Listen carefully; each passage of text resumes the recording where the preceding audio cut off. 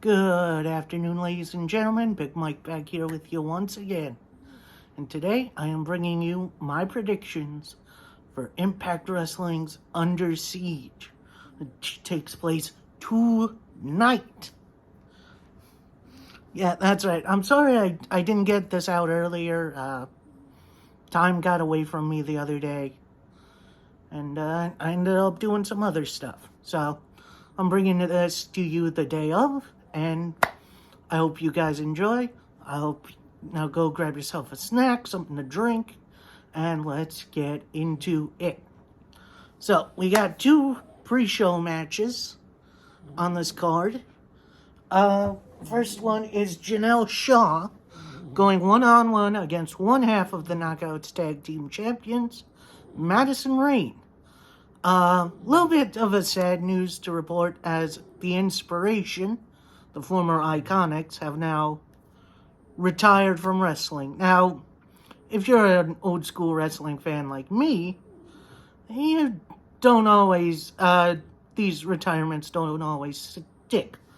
Like, for instance, Ric Flair when he went to TNA after his WrestleMania match with HBK.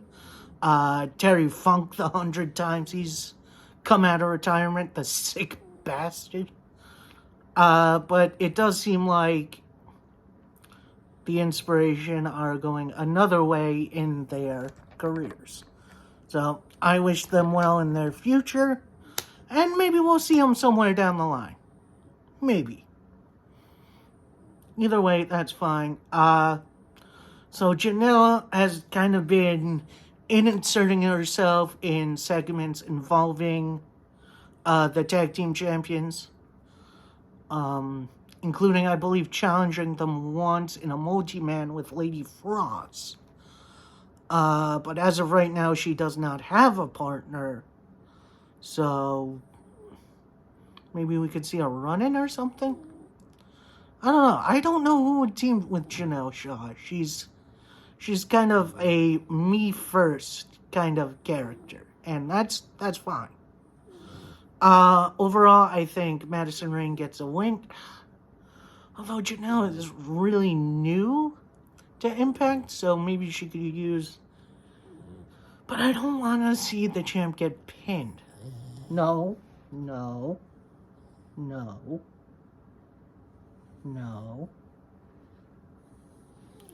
Sorry, my doggy's acting up.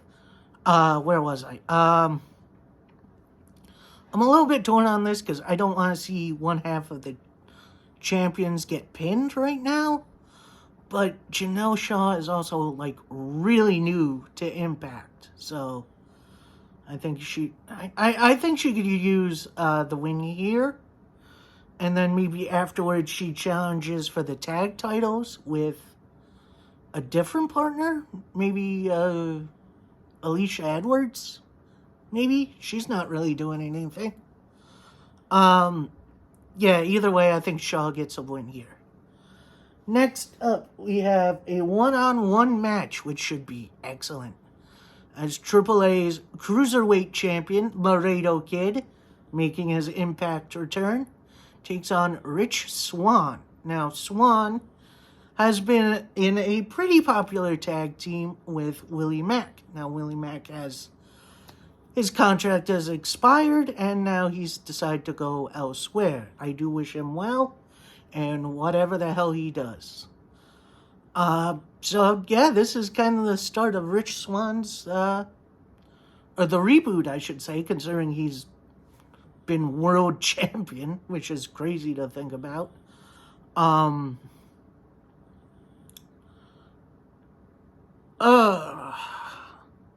Yeah, this one is kind of weird for me too, because I like both these guys.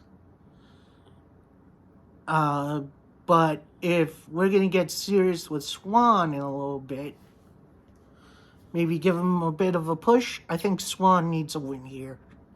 Like, as much as I love Laredo Kid, and trust me, yeah, he does some good lucha things. But, yeah, I think Rich Swann gets a big win here. Alright, next up, we have, for the Impact Wrestling World Tag Team Championships as Violent by Design, who remember has use of the Freebird rule, so it could be any combination of Eric Young, Joe Doring, and Cody Deaner, as they take on the returning Briscoe brothers. And yes, they had one match earlier in the year at Multiverse of Matches, but that's not what I'm talking about. The Briscoes were actually in Impact in really early TNA, like when they were filming out of the Asylum, if you remember those. When they just did penny pay-per-views every week, which was... if you don't know what I'm talking about, go look it up. It's some of the most insane things I've ever seen. Another one I'm really torn on, because Violent by Design just got these titles back not too long ago, and has successfully defended it against, pretty much every other tag team in Impact.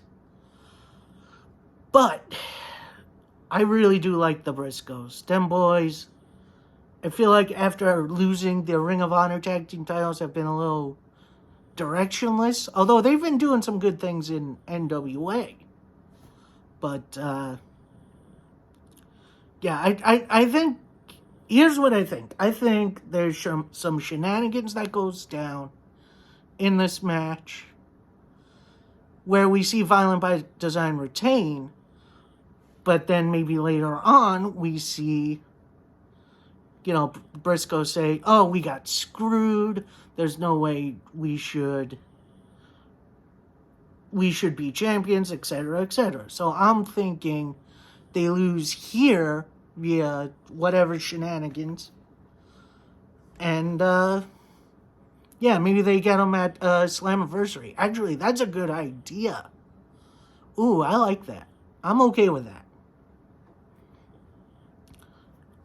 Next up, we have the AAA Reina de Reinas Championship match as Taya Valkyrie defends against Deonna Purrazzo.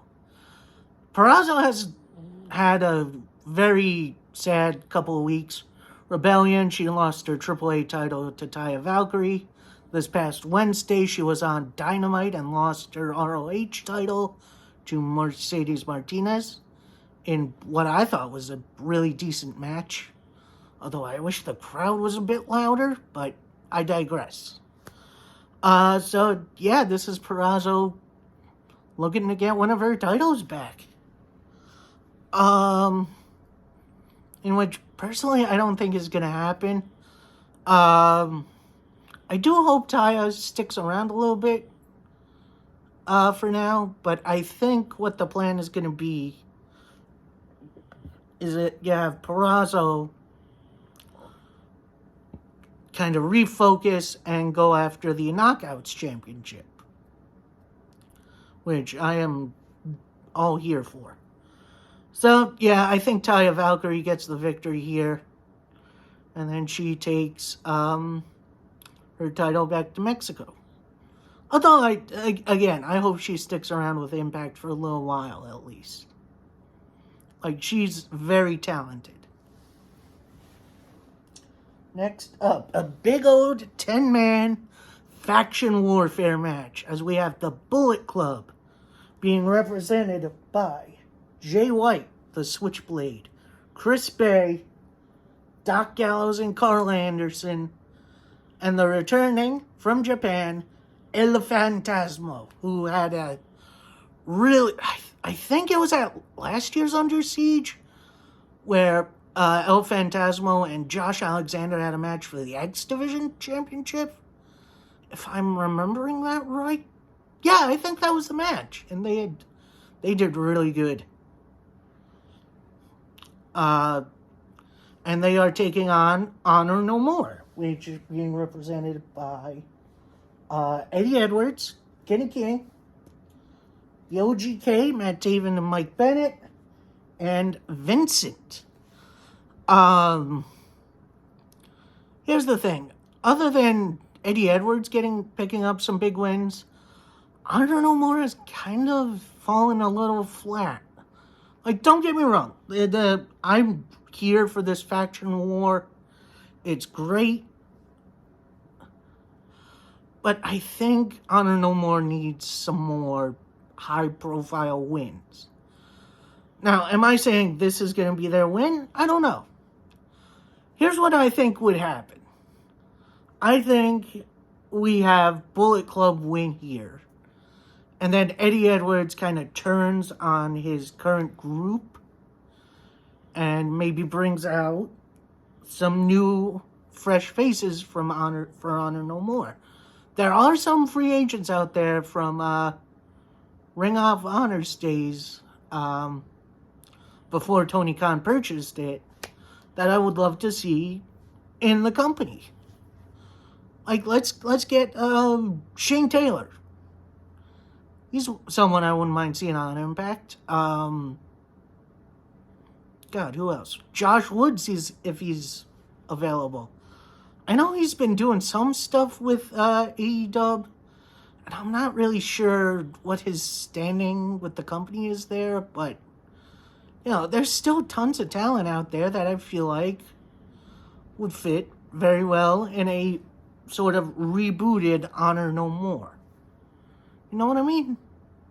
So I think Bullet Club wins, and then after, Eddie doesn't break up the current group, but at least, you know, takes them aside and brings in some fresh faces. Which, honestly, it's not a bad idea, but, you know.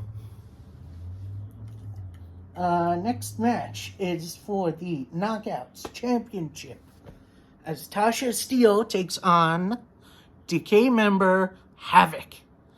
And this story has been very interesting. Like Rebellion, we had Rosemary challenge for the title. Havoc got kicked out of the match, and of course Savannah Evans interfered. This past week, Decay as a whole, that being for right now Crazy Steve, Havoc, and Rosemary, kidnapped, you know, Savannah Evans, so it looks like Tasha Steele is going to go one-on-one with Havoc. Which, yeah, I think it's about time Tasha Steele shows, you know, she doesn't really need the heavy to be successful. Because I think this title reign has been a little flat.